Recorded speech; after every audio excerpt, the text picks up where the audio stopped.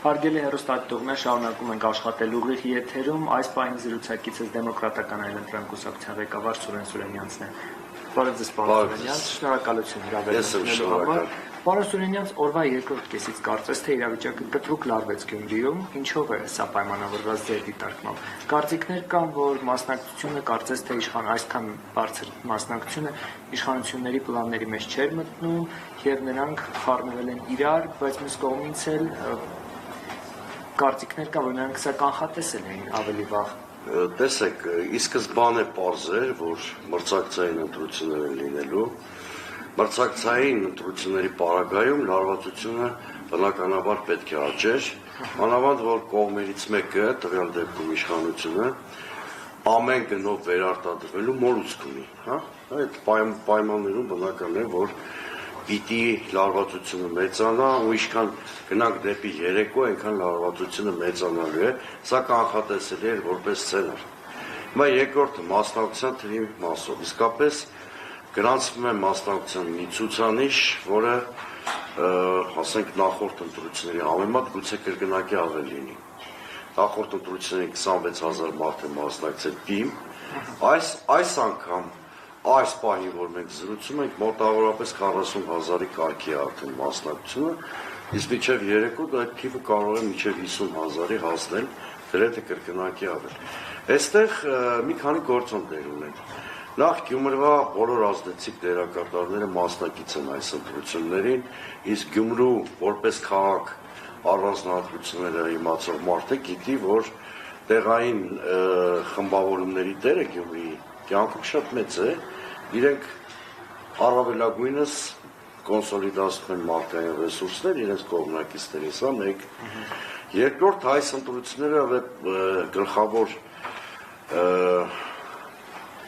փորձ է համապետական ընտրություններից առաջ եւ քաղաքական ուժերն էլ շատ մեծ նշանակություն են տալիս այս ընտրություններին, հետեւաբար էլի ռեսուրսներ են ներդրել եւ էլի կոնսոլիդացնում են իրենց կողմնակիցների։ Եվ վերջապես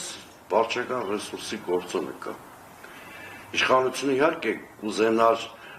միայն վարչական ռեսուրսի միջոցով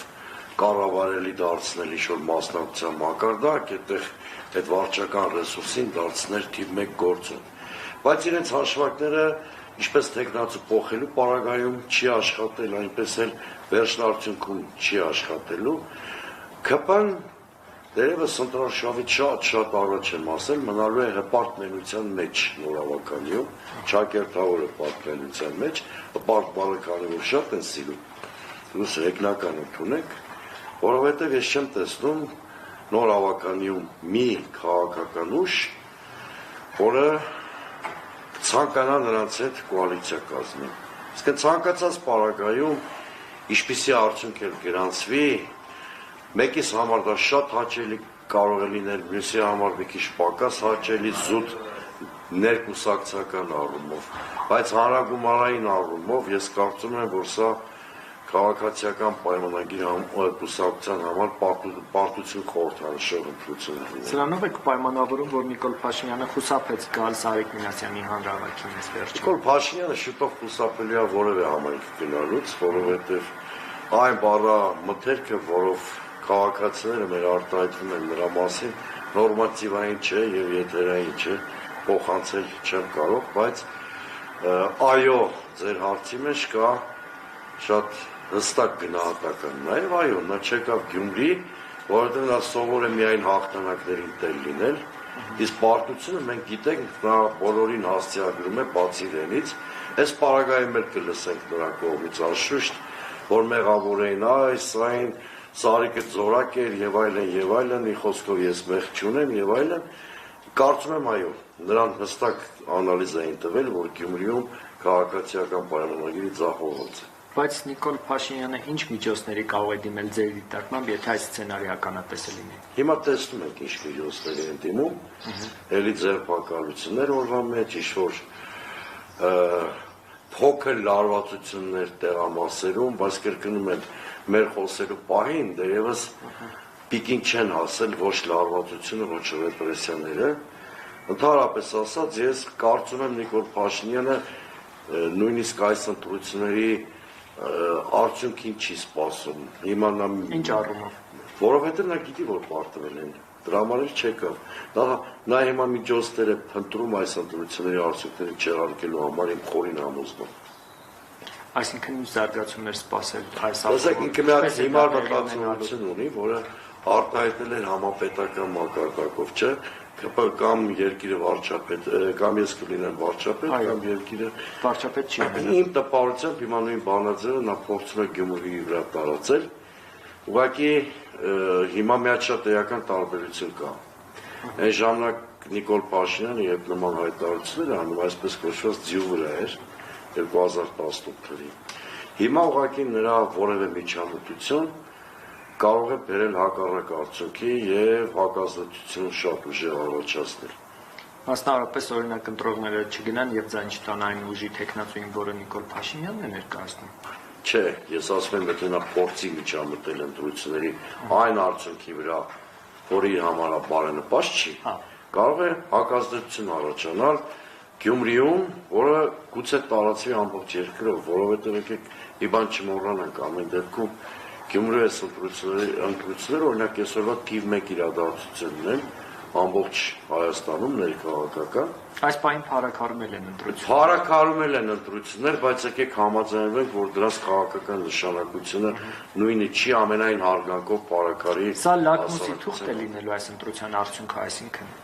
թե ամեն դեպքում, քանի որ նախընտրական շրջանում կային որոշակի բողոքներ, որ այդքան էլ հավասար պայմաններում չեն պայքարում տեխնացուները եւ այլն, սա չի կարելի համարել լակմուսի թուղթ, մասնավորապես նաեւ նկատի ունենալով այն, որ ամեն դեպքում վարչական ռեսուրսները իշխանության ձեռքում են։ Գիտեք, վարչական ռեսուրսը պարտադիր չի, որ վարչական ռեսուրսի չարաշահումը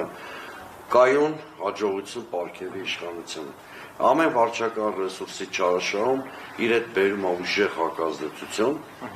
Ես կարծում եմ մենք ամեն դեպքում ականատեսնենք իշխանության ֆիասկոն ազդարարող գործընթացի մեկնարկի։ Հիմա այս մի ընտրությունով սպասել, որ ինչ-որ կտրուկ շրջադարձ կլինի երկրի ներքաղաքական կյանքում, վաղը Նիկոլ Փաշինյանը կզրկվի աթոռից եւ այլն, իհարկե այդպես չի լինի։ Հենց սա էլ է շատ քննարկվում, ասում են ինչ տարբերությունով կլինի Գյումրիում քաղաքապետ, եթե Նիկոլ Փաշինյանն է երկրի վարչապետ ու երկրի մասշտաբով է այնպիսի քայլեր անում, որոնք ըստ տարբեր գնահատականների երկիրը անդունդն են տանում։ Բայց ամեն ընտրական ցիկլում նրա ստացած ապտակը դա կլինի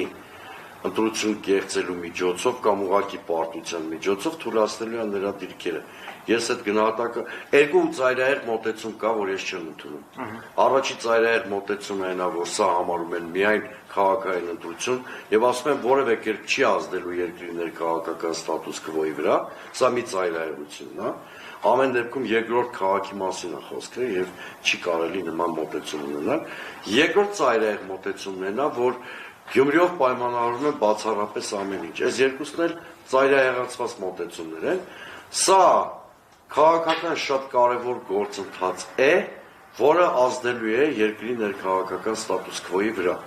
Ինչպիսի զարգացումներ Գյումրին կունենա հետո ներքաղաքական զարգացումների վրա երկրի։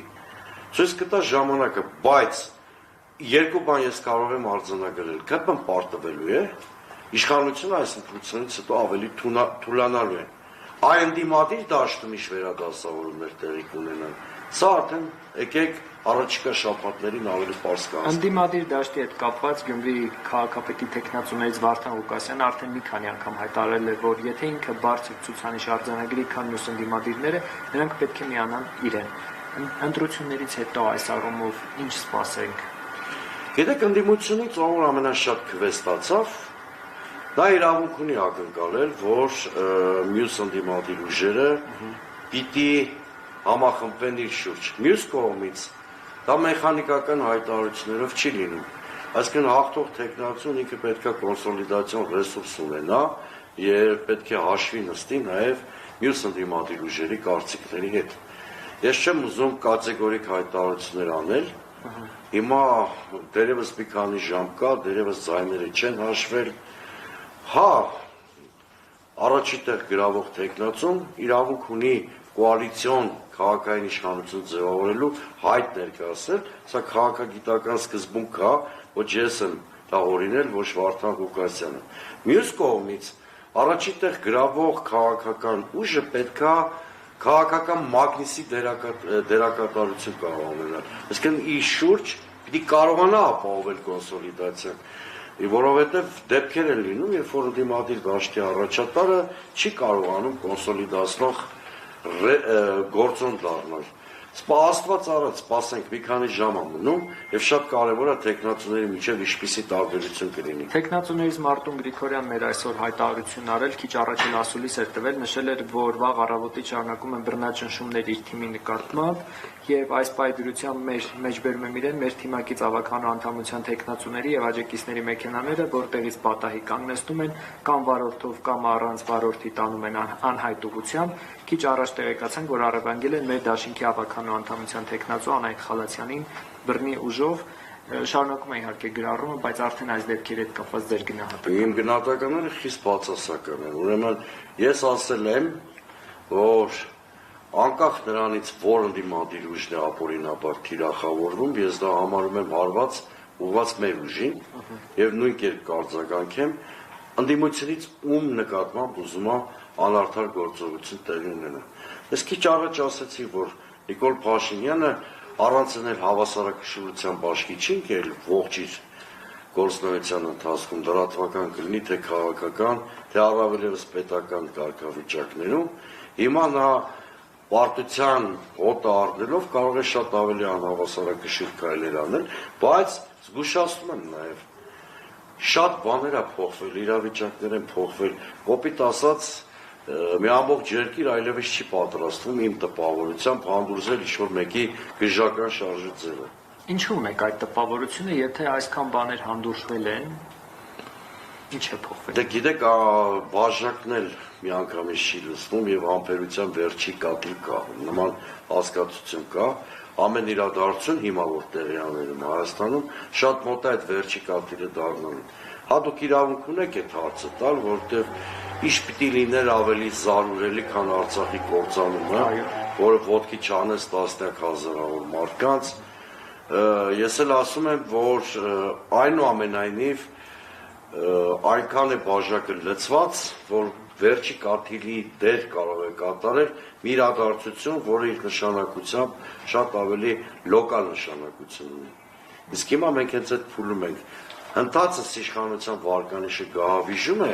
եւ այն ինչ որ Նիկոլ Փաշինյանը կարող էր անել, ենթադրենք 2 տարի առաջ, 4 տարի առաջ, հիմա այլևս չի կարող անել։ Նա ասում է, ես հրաժարվում եմ Ղարաբաղյան շարժումը շարունակել, քանի որ ես եմ ընտրված վարչապետը եւ եթե ժողովուրդը դեմ է դրան, թող հեռացնի։ Ուրեմն, գիտեք, Ղարաբաղյան շարժումը նախ ինքը չի սկսել որ հրաժարվի։ Դա եղել է մեր նորագույն պատմության ամենալուսավոր էջերից մեկը։ 88-ի շարժումը Արցախյան շարժում էր կամ Ղարաբաղյան շարժում էր, որը եթե կուզեք մեր երկրի երրորդ հանրապետության ծննդականն է, այսինքն արժե համակարգով ընկած է երրորդ հանրապետության հիմքում։ Նիկոլ Փաշինյանը ոչ թե Ղարաբաղյան շարժումից է հրաժարվում, դա փորձում է տպավորություն ստեղծել, որ ժամանակները փոխել են, ինքը այ կրեատիվ լուծումներ առաջարկում, ռացիոնալ դաշտում կամ ռեալիստական հարթության վրա է խաղում։ Դա պարզապես ստախոսություն է անում, ինքը կործանել է Ղարաբաղը,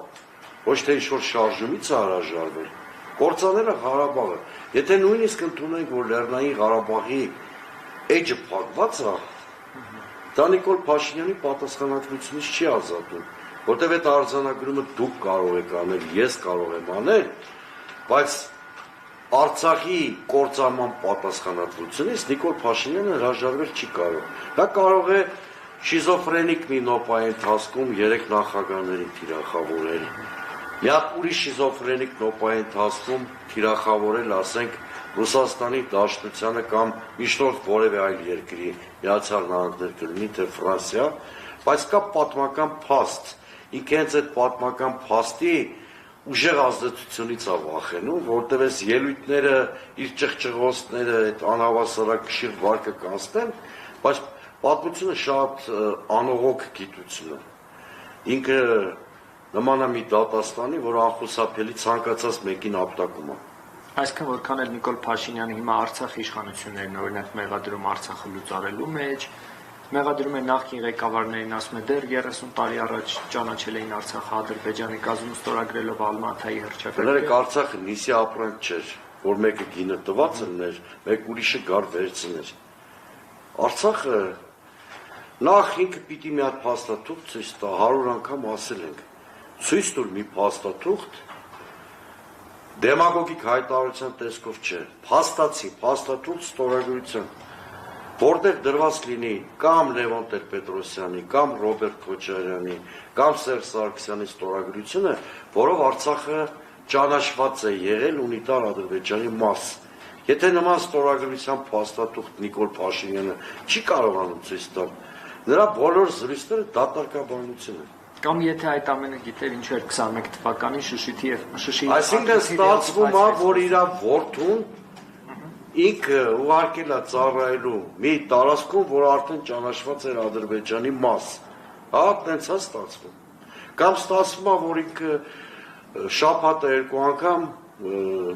վայրեջք էր կատարում մի հատ օդանավակայանում Արցախի, որը ունիտար Ադրբեջանի մաս էր, ու Ադրբեջանի զինված ուժերներ չեն թիրախավորում, այդ ինքնաթիռը կամ ուղղաթիռը։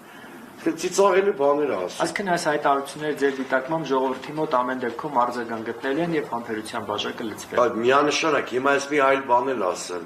Առաջին նախագահը պահանջել է հանրապետական կուսակցությունը պահանջել է, չէ՞, ես գոնե երկու սուբյեկտներին գիտեմ։ Երկուսակցությունն էլ հայտարարություններ արել եւ պահանջել էր։ Ահասիկ թող հրապարակի բոլոր կարգավորման տարբերակներն ու հայկական դիվանագիտության արձագանքները։ Շատ չեն 8-ը կարգավորման տարբերակ է եղել եւ բոլորը կան։ Օրինակ ես այդ 8-ը տարբերակների ծանոթ եմ։ Որոշ փաստաթղթեր նույնիսկ տեսել եմ։ Բայց հիմա եթե հրապարակեմ, կարող եմ պետական գաղտնիքի հրապարակման մեջ մեղադրեմ։ Լեռնային Ղարաբաղը, որ այդ բոլոր կարգավորման պլանների օբյեկտներ, որպես հարցալիված գոյություն չունի, չէ, հենց ինքն է խոստովանում։ Դե հրապարակի այդ 8-ը տարբերակները, բոլորս տեսնենք, Լևոնը, Ռոբերտը կամ Սերժը Ղարաբաղը տվել են ադրբեջանցիների, թե չէ։ Իհարկե չեն տվել, եթե նման փաստաթուղթ լիներ, կասկած չունենակ հիմա բոլոր լրատվական կայքերի գլխավոր վերնագրերը հենց այդ են։ Ավելին ասեմ, նույնիսկ իր ստորագրած մի փաստաթղթում, որից ինքը դուրս եկավ, նոյեմբերի 9-ի եռակոմ հայտարարության մասին է խոսքս։ Արցախը չէր ճանաչված որպես ունիտար Ադրբեջանի մաս, վստահաբար, նույնիսկ այդ փաստաթղթում նման բան չկար, թողնված էր անորոշ Արցախի կարգավիճակը։ Նիկոլ Փաշինյանը գիտակցաբար է գնացել Արցախի կործանմանը, որովհետև նա դա դիտել է որպես իր գրանձիոզ ճակերտների մեջ պլանի բաղադրիչ։ Խաղաղության Ոչ, նա նույնիսկ խաղաղությունը նրա համար նպատակ չի, նույնիսկ այդ հարցում այնքը կեղծում։ Ռուս-ուկրաինական պատերազմի մեկնարկից հետո նրա միակ դարդուցավը կամ գրանձիոզ պլանը եղել է Հայաստանը ռուսական ուղեցրից դուրս բերել է։ Այդ պլանը սպասարկելու ճանապարհին Արցախը նրան խանգարում էր եւ նա գիտակցաբար գնացել է Արցախը կործանելու ճանապարհով։ Հաջորդ թիրախը Գյումրու ռազմաբազան կարող է լինել, քանի որ նաեւ այս բան Գյումրիում են գտնվում եւ որոշ տեխնացուներ այդ մասին խոսում էին։ Բայց ես սարսափելի մի հատ բան ասեմ։ Այո։ Մեկ տեսնում եք, չէ՞ պրոբլեմներ են առաջ գալի, երբ որ հայ-ադրբեջանական դելիմիտացիա դեմարկացիայի պրոցեսը։ Իսկ շարունակաբար Ադրբեջանը մեզանից ինչ-որ բաներ է պահանջում, ընդ որում որևէ քարտեզային նկարագիր չկա այդ պրոցեսի հիմքում, հա։ Ադրբեջանը այդ Ալմաթին, որ այդքան սպեկուլյացիա են անում, դա քարտեզային որևէ նկարագիր չունի։ Ես մի անգամ եմ ասել, Ալմաթի հռչակագիրը եղել է 4-րդ կուրսի կուրսային աշխատանքի թեմա։ Ես այդ մասին ավելի վաղուց գիտեմ, քան բանը հիմա քննարկվում է։ Քարտեզային նկարագիր չկա։ Կասկած չունենաք, որ այն բանից հետո, երբ ռուսական զորքերը հեռանան հայ-իրանական եւ հայ-թուրքական սահմաններից, հատկապես Թուրքիան պահանջելու է հայ-թուրքական սահմանի դելիմիտացիա եւ դեմարկացիա։ Ինչ կլինի դրա հետևանքը, չեմ էլ ուզում կանխատեսել, որովհետեւ Այս օրով, որ գյումրեցիները հույսի սպասելիք ունեն, չեմ ուզում շատ օրատեսական բաներ։ Ամեն դեպքում այդ թեման այստեղ էլ է քննարկվում, պարոն Սուրենյան, նույնիսկ տեխնացուներին են հարցնում։ Կողմ եք, որ օրինակ ձեր ընտրվելու պարագայում Գյումրիում մնա այդ ռազմաբազան, թե ոչ, այդպիսի հարցեր են։ Նախ ռազմաբազայի մնալ չմնալու հարցը Գյումրու քաղաքապետի մանդատից դուրս է։ Այո։ Ով էլ ուզում ընտրվի այդ հարցին, այդ հարցին ընդհանրապես Գյումրու քաղաքապետի տեխնացուն չպետք է պատասխանի։ Երկրորդը, այնպես չի, որ ես ռուսների փաստաբանն եմ, բայց այդ ռազմաբազան ու ռուսական ներկայությունը Հայաստանում այսօր Հայաստանի անվտանգության կարևոր գործոններից մեկն է։ Չլինի այդ ռազմաբազան, վտանգված է լինելու հայկական պետականությունը, որովհետև տեսեք, ինչքան ռուսական գործոնը թուլացավ տարածաշրջանում եւ ուրեմն Հայաստանում, դրա փոխարեն այստեղ փրկիչ արևմուտքը չեկավ, որովհետև ես այստեղ արևմուտքին չեմ էլ ուզում մեղադրեմ, արևմուտքը կենսական շահեր չունի պաշտպանելու մեզ ընդդեմ Ադրբեջանի եւ Թուրքիայի։ Ռուսական գործոնի թուլացման ուրախացողները պիտի ընդունեն, որ այդ դեպքում Հայաստանը հայտնվում է թուրք-ադրբեջանական ակցիայի մեջ, դրանից բխող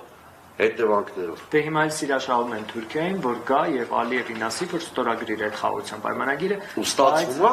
Թուրքիան ասում է նախ Ադրբեջանի պահանջները կատարեք։ Նախ եկեք շատ անկեղծ լինենք, ես չեմ ուզում մեր ժողովրդի համար շատ դիվանագիտական բառ ու պաշարով խոսալ, ասել եմ շատ պարզ։ Նիկոլ Փաշինյանի ղեկավարած Հայաստանը այն սուբյեկտությունը չունի, որ Էրդողանը նրա հետ հավասար նստի զրույցի կամ ինչ-որ հարց քննարկի։ Նա ասում է, եթե ուզում ես թուրքական հովանոց լինի անվտանգային քո գլխին,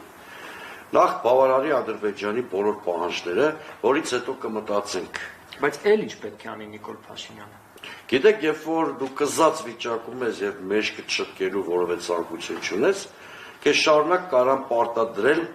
որի անդադ իջեցնես շարվարդ։ Հիմա Նիկոլ Փաշինյանը այդ գործընթացի մեջ է։ Այդ գործընթացի մեջ է, իրան անդադ նվաստացուցիչ զիջումներ են պարտադրում, ինքը դա ընդունում է որպես ինչ-որ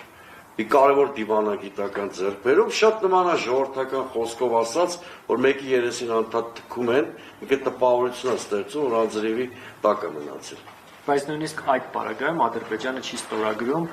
խաղաղության պայմանագիր կոչվածը, որը շատերի դիտարկմամբ հենց Հայաստանի միակողմանի զիջումների փաստաթուղթ։ Տեսեք, դա կապ չունի պայմանագրի բովանդակության հետ։ Ինչպես Արսեն Թորոսյանն ու մյուսները հեքիաթներ էին պատմում, ճամարտակում էին այդ թեմայով։ Այ տեսեք, այս փաստաթուղթը մեր համար այնքան լավն է, Ադրբեջանը չի ուզում ստորագրի։ Ուրեմն այդ փաստաթղթի նույնիսկ վերջի երկու կետերը բացահայտորեն համաձայնեցվեցին Հայաստանի միակողմանի զիջումների հենքով։ Բոլորս չգիտենք այս մասին։ Ասում են, եթե փաստաթուղթը երկու կողմին է վերաբերում, ինչ միակողմանի զիջում։ Այսինքն ինչ Ադրբեջանը երրորդ երկրի ուժ ունի իր տարածքում։ Ալիևը այնքան ինքնիշխան է իրան զգում, որ ընդհանրապես նույնիսկ Ռուսաստանի եւ Արևմուտքի ազդեցիկ լրատվական գործակալությունների ներկայացուցիչներն է փակում իր տարածքում Բաքվում, էլ որ մնաց անդուրժի ռազմական որևէ ուժի ներկայություն։ Այսինքն վերաբերում է բացառապես Հայաստանին, բացառապես դա վերաբերում է Հայաստանին։ Կամ հաղթող կողմը ինչ խնդիր ունի միջազգային հայցերը հետ կանչելու կամ չկանչելու հարցում։ Մանավանդ որ զուգահեռաբար հայց է ներկայացվում Հայաստանի դեմ, կարծեմ 16 միլիարդի չափով, թե ինչքանի չափով։ Այսինքն այդ լրիվ կեղծիքը, սա մեկ, երկրորդը լավ է, հիմա կարող են հարցնել, բա որ Ադրբեջանին այդքան ձեռնտու է այդ փաստաթուղթը, ինչու չի ուզում ստորագրել։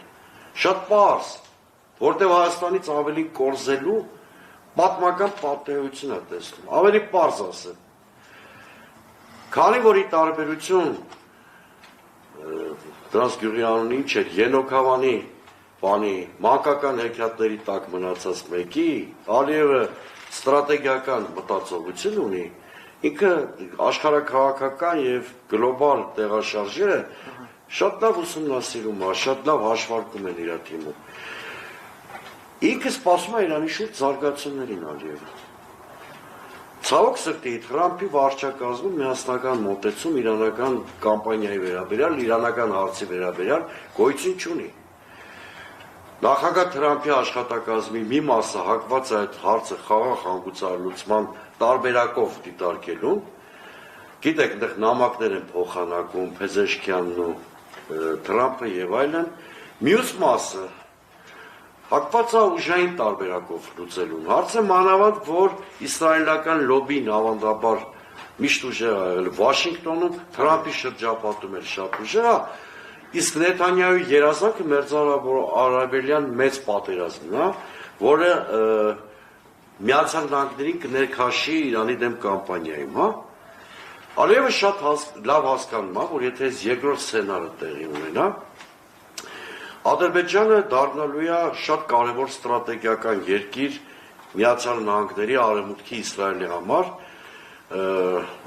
առնվազն երկու հարթության մեջ։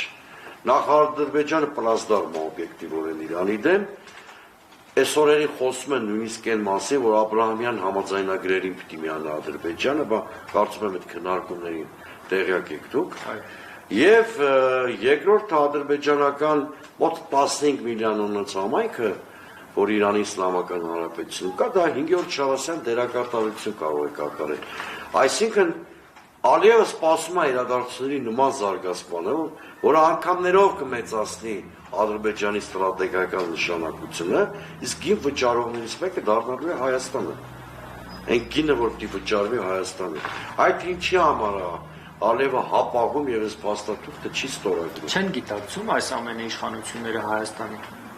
Նիկոլ Փաշինյանը մի հատ բան է գիտակցում։ Ամեն գնով իշխանությունը պահել։ Իրան շատ ինքը գիտակցված ասում եմ գնացել է Արցախը կործանելուն, հիմա կոնի վրա դրել է Հայաստանի ճակատագիրը։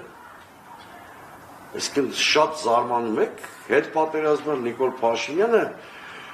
բանականության որևէ նշույլ չունի։ Այդ մարդը մտածում է ամեն գնով իշխանությունը պահպանելու մասին, որովհետև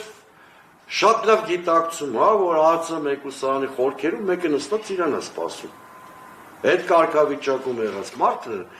բանական կատեգորիաներով չի մտածում։ Հետաքրքիր է այս օրերին եւ Գյումրիում եք եւ շփվում եք այստեղի բնակչության հետ, այս բոլոր վտանգների մասին գիտեն, զգում են, տեսնում են։ Եթե ամբողջովին հասարակությունը այս վտանգները ճանաչեր, հասկանար, հիմա Նիկոլ Փաշինյանի ոչ մի ոստիկանական պատնեշ չէր կրկի անշուշտ։ Բայց հասարակական տրամադրությունները անշուշտ տարբեր են նրանից ինչ-որ կային 3-4 տարի առաջ։ Այսինքն հիմա տեղի է ունենում հասարակական տրամադրությունների տրանսֆորմացիա, հասարակությունը ավելի ռեալիստ եւ ավելի իրատեսական է դառնում։ Սա հույսեր է ներշնչում, որ Նիկոլ Փաշինյանի իշխանության ավարտին շատ քիչ ժամանակ ունի։ Ես չեմ ուզում այդ հարցում կանխատեսումներ անեմ, բայց Նիկոլ Փաշինյանի իշխանությունը ավազի վրա սարքած տան է նման, Բայց այսպիսի հայտարարություններ էլի ենք լսել, իհարկե ես կասկածի տակ չեմ դնում ձեր խոսքերը, բայց էլի ենք լսել նման հայտարարություններ, որ Նիկոլ Փաշինյանը հայ-հայ կորցնում է իշխանությունը, բայց նա շարունակում է մնալ իշխանության։ Շարունակում է մնալ, որովհետև այլընտրանքային կենտրոնը չի ձևավորվել երկրում, որը կարողանա իր վրա այդ պատասխանատվությունը վերցնի եւ հարավային տրամադրությունները ուղղի դեպի փոփոխություններ։ Բայց ես ձեզ ասեմ, որ անկախ ամեն ինչից Հայաստանում հասունանում է դժգոհության շատ մեծ ալիք։ Մի հատ ցուցիչ ասեմ, արցախցիների թեմայով երեկվա հանրահավաքին 10,000-ից ավելի մարդ է մասնակցել, իսկ դա հնարավոր կդառնար միայն մի պարագայում, որ մարդկանց համբերության բաժակը մոտ է լցվելու։ Որովհետև դրանից ավելի զգայուն թեմայով հանրահավաքների շատ ավելի սակավամարդ են եղել։ Հիմա Գյումրիի ընտրությունների այս բարձր մասնակցության թիվն էլ, որը ի դեպ կարող է տակտիկական առումներով շատ կուսակցությունների այդ թվում մեզ կապուցե ձեռնտուել չնի այդ բարձր թիվը, տարբեր պատճառներով, բայց էլի ցուցիչ է նրա, որ հասարակությունը չի պատրաստվում անտարբեր մնալ, հա։ Գյումրիի թեմայով ես ձեզ մի հարց ունեմ նաև, դուք ընտրություններից առաջ Վարդան Ղուկասյանին խորհուրդ եք տվել դասեր քաղել Ռոբերտ Քոչարյանի դառը փորձից, ինչ նկատի։ Հիմա էլ եմ խորհուրդ տալի Վարդան Ղուկասյանին դասեր քաղել Ռոբերտ Քոչարյանի սխալներից։ Այդ բանը ես միշտ այն նկատի ունեմ, երբ որ Ռոբերտ Քոչյանը 2021 թվին շատ պինդ ասես կրելու եմ, ու այդ պինդ ասելու ընթացքում աշկերը փակեց ու չտեսնելու տվեց մյուս ընդդիմադիր ուժերին, որոնց համագործակցությունը նրան շատ անհրաժեշտ էր երկրում փոփոխություններ անելու համար։ Ես Վարդան Ղուկասյանին խորհուրդ էի տվել այդ սխալը չանել։ Հիմա էլ եմ խորհուրդ տալի, որովհետև ընդհանրապես ընդդիմադիր որևէ գործիչ, որևէ ընդդիմադիր կուսակցություն առանձին վերցնած ոչինչ փոխել չի կարող։ Բոլորիս համախմբումը կարող է բան փոխել երկրում կամ մի քաղաքում։ Սա հարգանքով հանդերձ Վարդան Ղուկասյանի անձի եւ նրան դիմադիր գործունեության հանդեպ հիմա էլ ասում են, որ ինքը քաղաքականության մեջ ոչ առաջինն է, ոչ վերջինը։ Ու ճիշտ կանի ուրիշների սխալների վրա սովորի այդ ամոթ բան չի։ Եվ 18:11 րոպե դեռ մոտ 2 ժամ կանտրությունների ավարտին ձեր կոչը գյումրեցիներին։ Իմ կոչը գյումրեցիներին գնալ քվեարկել արժանապատվության օգտին։ Արժանապատվությունը կարող է նշանակել ցուցակի ընտրությանը մասնակից ցուցակի առնվազն 6